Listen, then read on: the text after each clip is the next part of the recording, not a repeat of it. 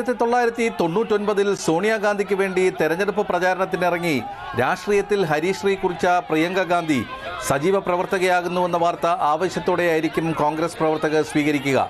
വീണ്ടും അധികാരത്തിൽ തിരിച്ചെത്താനുള്ള കോൺഗ്രസിന്റെ കണക്കുകൂട്ടലുകളിൽ ഉത്തർപ്രദേശ് എത്രത്തോളം നിർണായകമാണെന്ന് പ്രിയങ്കയുടെ നിയമനം ചൂണ്ടിക്കാട്ടുന്നു.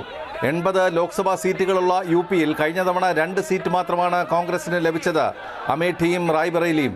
യു.പിയിലെ കിഴക്കൻ മേഖലകളുടെ ചുമതല പ്രിയങ്ക ഗാന്ധിക്ക് നൽകുമ്പോൾ പ്രധാനമന്ത്രി നരേന്ദ്രമോദിയുടെയും മുഖ്യമന്ത്രി യോഗി ആദിത്യനാഥിന്റെയും സ്വാധീന മേഖലകളിലേക്ക് കടന്നുകയറി വെല്ലുവിളി ഉയർത്തുകയാണ് കോൺഗ്രസ്. യു.പിയിലെ സംഘടനാ പ്രവർത്തനത്തിൽ പ്രിയങ്ക നേരത്തെ തന്നെ ഇടപെടുന്നുണ്ടായിരുന്നു.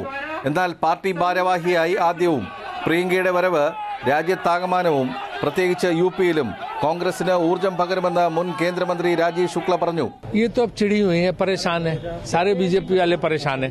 प्रियंका जी के आने से जगह जगह न केवल कांग्रेस कार्यकर्ताओं में जोश आ गया है, बल्कि आम आदमी इससे बहुत खुश है. आम आदमी भी इस बात से बहुत खुश है, गांव-गांव में बैठा हुआ कि प्रियंका जी आई हैं. അതേസമയം പ്രിയങ്കയെ രംഗത്തിറക്കുക വഴി രാഹുൽ ഗാന്ധി പരാജയമാണെന്ന് കോൺഗ്രസ് സമ്മതിച്ചതായി ബി.ജെ.പി വക്താവ് സംബിത് പാത്ര പ്രതികരിച്ചു. ഇത് പ്രതീക്ഷിച്ചതാണെന്നും കുടുംബവാഴ്ചയോടാണ് കോൺഗ്രസ് താൽപര്യമെന്ന് തെളിഞ്ഞതായും അദ്ദേഹം പറഞ്ഞു. The basic difference between the Bharatiya Janata Party and the Congress is that while in BJP we consider the party as the family, the Congress considers the family as the party. SP-BSP സഖ്യത്തിൽ കോൺഗ്രസിനെ ഉൾപ്പെടുത്താത്തതിനെ തുടർന്ന് അണികളിൽ ഉടലെടുത്ത നിരാശ മറികടക്കാനും പ്രിയങ്കയുടെ നിയമനം സഹായിക്കും. Basant, Mathrubhumi news, Delhi.